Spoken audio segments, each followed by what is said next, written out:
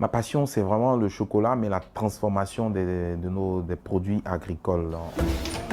Bienvenue, je vous invite à déguster le bon chocolat ivoirien.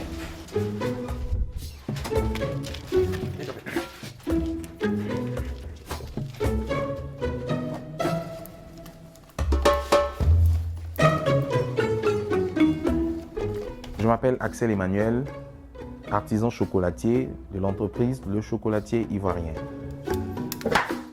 Toutes autres matières premières sont 100% ivoiriennes, excepté le lait, parce qu'en Côte d'Ivoire, il n'y a pas d'industrie laitière.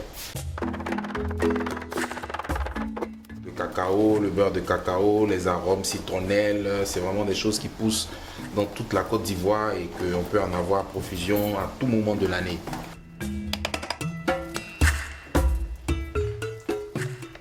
J'ai fait droit public et sciences politiques à l'université de Cocody avant de terminer banquier. J'ai démissionné en 2010 pour devenir artisan chocolatier parce que le cacao et le chocolat, ça me passionne. Pour les Ivoiriens, le cacao, c'est quelque chose de naturel. C'est très rare de trouver un Ivoirien qui n'a pas une plantation de cacao. Il a un parent qui a une plantation de cacao. C'est valable pour tous les Ivoiriens, Didier Drogba, président de la République, et tous les Ivoiriens lambda. Mais le cacao, il n'est pas transformé en chocolat. Les fèves de cacao sont exportées à l'étranger. Donc j'ai décidé de relever ce défi-là. Et ce que je fais aujourd'hui, effectivement, tous les Ivoiriens le font, mais dans la tête. Il fallait passer à l'action parce que je pense que l'Afrique a besoin de personnes agissantes. Et pour moi, c'est très absurde de constater cela. Et pendant qu'il y a 2 millions de tonnes de fèves dans un pays, 3000 coopératives, plus d'1 million de planteurs de cacao et qu'il y a beaucoup de marques de tablettes de chocolat en rayon.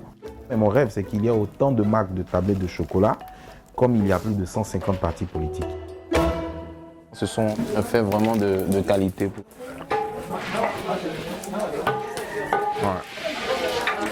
Avec tout le fer, tout le magnésium à l'intérieur. Ouais. La belle amertume du cacao. C'est délicieux. Donc, ça va faire en sorte qu'on pourra avoir un cacao, un chocolat de très bonne facture. Ouais. Voilà. Quand on produit le cacao, ça va à l'étranger. Maintenant, on sait qu'on peut le traiter en Côte d'Ivoire pour faire du chocolat noir, du vrai chocolat. Donc, ça nous intéresse, ça nous motive. Au début, quand vous commencez quelque chose, ils vont vous décourager. Vous allez faire le chocolat, le cacao, c'est pour les blancs. Si vous faites le chocolat, ils vont vous tuer. À côté de ça, jusqu'à aujourd'hui, on n'a reçu aucun prêt d'une banque. On est en face d'un grand marché qui ne cesse de croître. Nous avons des demandes de par le monde, en Afrique, jusqu'aux Antilles. Mais les banques ne nous ont jamais accompagnés. J'étais obligé de faire des crowdfunding. Il faut véritablement que les banques se penchent pour développer les entreprises naissantes.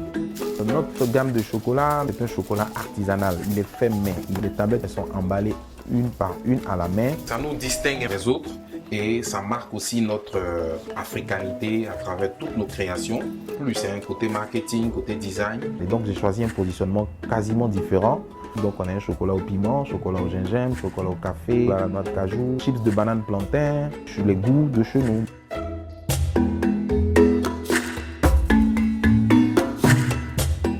Quand on était salarié à la banque, c'est un salaire très difficile à joindre les 2 ou à la fin du mois. Mais en tant qu'entrepreneur, aujourd'hui, je suis bien épanoui. Chez nous, on travaille 7 jours sur 7, donc franchement, on trouve quand même un petit moment pour venir être un peu plus relax, boire un café, discuter. Puis, Ma recette pour avoir du succès dans l'entrepreneuriat, c'est en premier lieu de se lancer dès maintenant quand vous avez une idée parce que l'Afrique a énormément perdu du temps, donc il faudrait se lancer maintenant. Deuxième point, c'est de transformer tous les problèmes et les obstacles que vous constatez en face de vous en véritables opportunités. Troisième point, c'est vraiment de vivre de sa passion et de s'entourer de personnes compétentes. C'est comme ça que j'ai fait.